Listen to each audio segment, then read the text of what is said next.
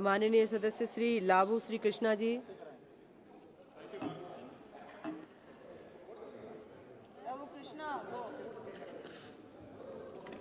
Thank you, ma'am, for allowing me to speak on this bill. I stand in support of Coastal Shipping Bill 2024, ma'am. Ma'am, we have a great history of seafaring, trading, and maritime, ma'am. As Dada has just mentioned earlier, from medieval times, we were trading with all the way from mainland Europe to Japan, ma'am. And also, our shipbuilding has been one of the world class until the time British have arrived into the country, ma'am. So we had great history in maritime. But somehow, in the last few centuries or so, we have really fallen behind. And recently, we have been so far behind with regards to the logistics costs that India is bearing.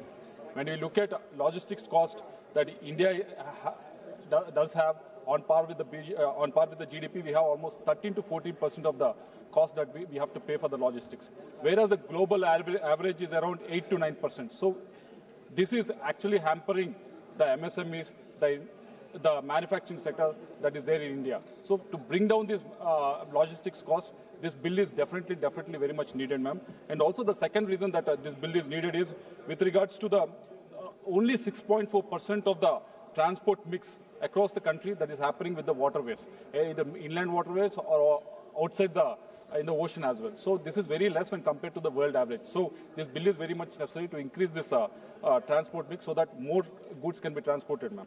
And also the third reason that this bill is very much needed is with regards to there's a provision for the 100% FDI that can be brought into this sector, ma'am. Unlike aviation sector, unlike the national highway sector, where when the FDI was allowed, it was very much well taken up, and most of the projects are being funded, ma'am. But somehow, because of a lot of bureaucracy that is involved in this sector, this 100% FDI, even though it is allowed, it is not being taken into the account, ma'am. So this bill is very much needed for encouraging this.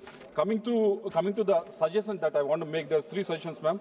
The first one being, I think Dada has already mentioned about this, that 50% of the Indian domestic cargo has to be mandated so that they can be transported via Indian flagged vessels. Example, China does that, wherein the China flagged vessels will have mandatory condition that some percentage of the cargo has to be taken care of by the Chinese flagged vessels. So I hope the minister will take this into account. The second suggestion is with regards to there's a lot of Indian seafarers that are doing a lot of good work, not only in Indian vessels, but the vessels outside the country also. So mandate the minimum quota for these Indian seafarers so that they can get better jobs on Indian vessels. The third suggestion I want to make is with regards to there is a 49% of Indian coastal fleet, which is almost 20 years old or more than 20 years old.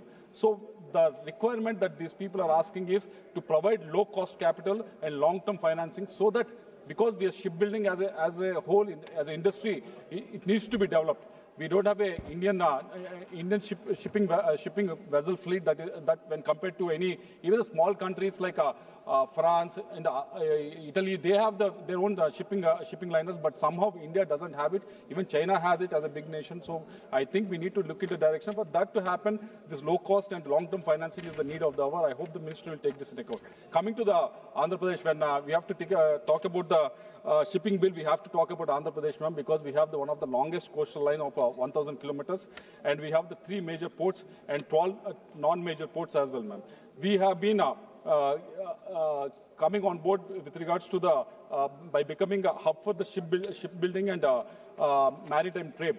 And our Honorable Chief Minister Chandrababu Naidu Garu recently, I don't know if any other state have announced it, but in Andhra Pradesh there is a maritime policy that has been announced only 3 months back, because we understand the need of this industry, the need to develop this industry, so we have announced this policy.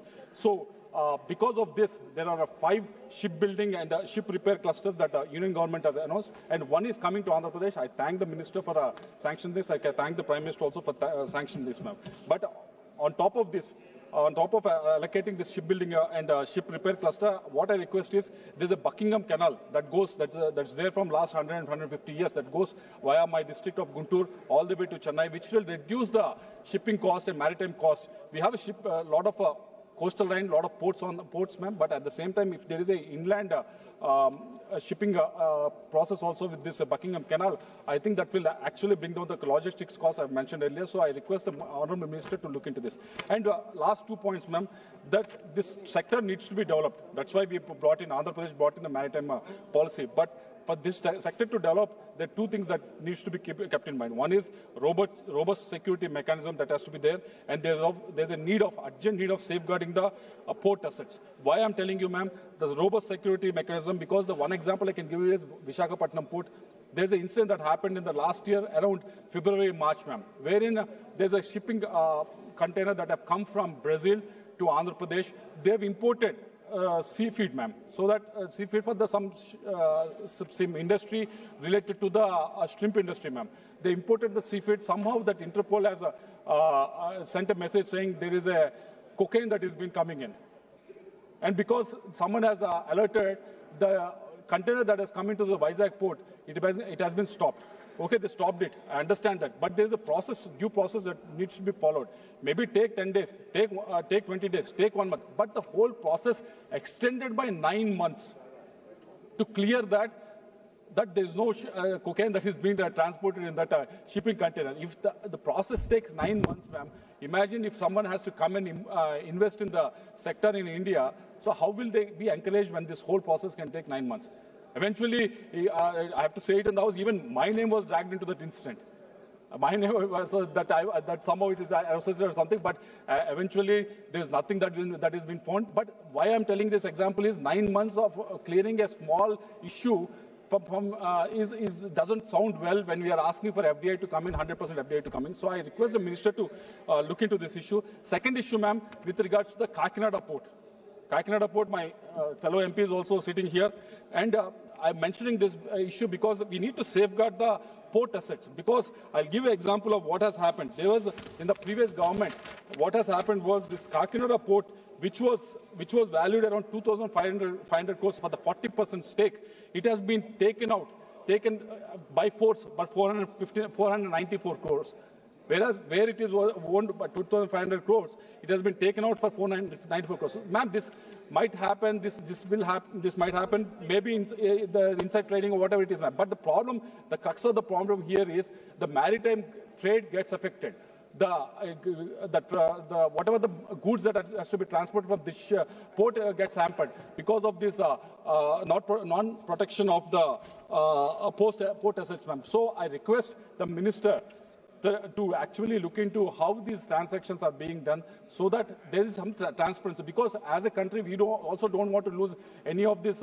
Whenever this transaction happens, there is some income that the government gets, either central government or the state government also gets.